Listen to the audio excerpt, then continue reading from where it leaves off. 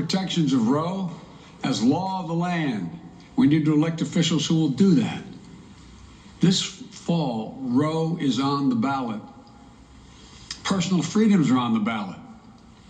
The right to privacy, liberty, equality, they're all on the ballot.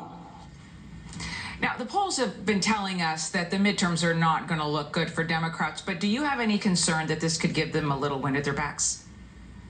Well, first of all, if you ask the American people what's most important to them at this moment for the election, they'll say there's three things: inflation, inflation, and inflation. It's the price of gas, it's the price of groceries.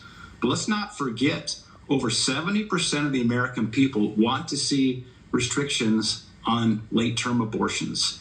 That's very clear. The most radical position on this issue is coming from the Democrats. They want to allow abortions up until the moment of birth.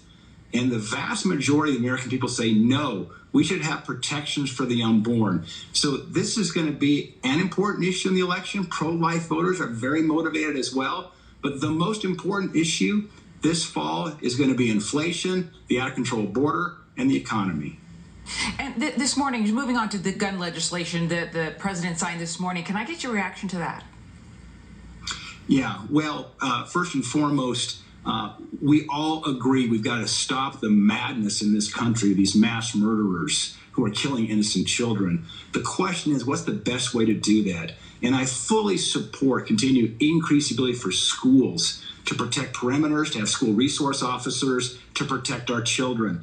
There wasn't enough discussion, frankly, about what actually happened in Uvalde. Had the school resource officer performed his duty, that madman would have been stopped before he entered the school. So I support securing schools. I support the issues of mental health. I don't support more gun control because I committed to the people of Montana that I would protect their Second Amendment rights, and I'll continue to do so. So I oppose that law, but we do need to do something here that actually increases school security in a significant way, as well as dealing with mental health.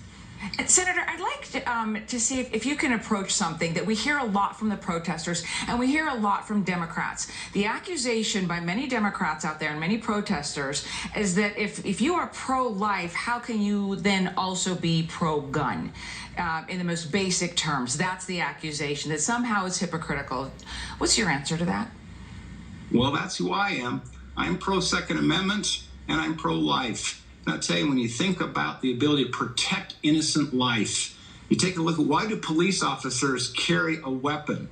Why? Because they're there to protect life. So many millions of American people now have personal protection with firearms to protect life. When you have mad people who are hell-bent in killing others, the best way to protect the innocent is to make sure you can neutralize somebody who has a gun and is seeking to harm others.